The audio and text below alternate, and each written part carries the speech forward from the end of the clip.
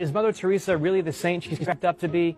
Here are 5 disturbing facts about Mother Teresa that will change the way you see the world's most famous nun. According to multiple accounts in the Washington Post, she encouraged secretly baptizing dying people, whether they wanted to be baptized or not. Also, according to a close companion of Mother Teresa, Father Mossberg, Mother Teresa and her nuns would sneakily baptize Hindus and Muslims on their deathbed so they could go to heaven with the real God, of course, not their made-up one. That's less about taking care of the dying than it is pushing your religion on the dying. Also, Mother Teresa called AIDS just retribution for improper sexual conduct. She said that in 1989 while being honored at a luncheon for the International Health Organization in Washington, D.C. To be crystal clear, Mother Teresa thought that the AIDS virus was God killing gay people for being gay. You might be thinking to yourself, yeah, but that's just a product of that era. They were still calling AIDS gay cancer in 1989. They weren't. 1989 was well after AIDS was understood to be a disease that anyone could get, and it was even after Ryan White, the teenager who famously got AIDS from a blood transfusion, began speaking publicly. Mother Teresa just wasn't having it.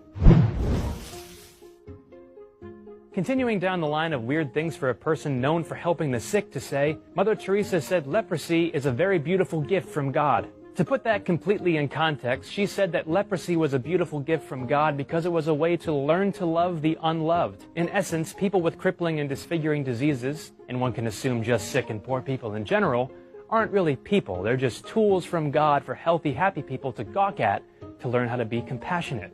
Basically, Mother Teresa took care of sick people to help herself more than she did it to help them.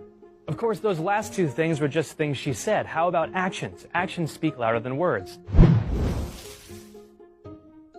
Well, when it comes to her actual health care, the hygiene at her clinics was absolutely abysmal. The oftentimes untrained volunteers at Mother Teresa's homes just didn't know how to keep a medical facility running smoothly.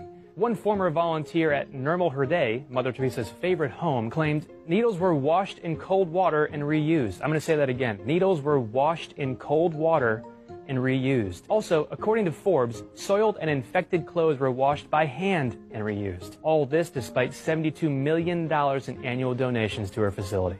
Speaking of that $72 million a year, which she clearly didn't use to update any of her health clinics to provide better or even basic care to her patients, no one knows where the money went. A 1991 investigation by a German news magazine called Stern revealed that only 7% of the money at that time was actually used for charity. The money has been controlled by the Vatican since 1965, and there's no transparency about how it's used. In 2008, former Superior General of the Missionaries of Charity, Sister Nirmala, told the media Mother Teresa's charity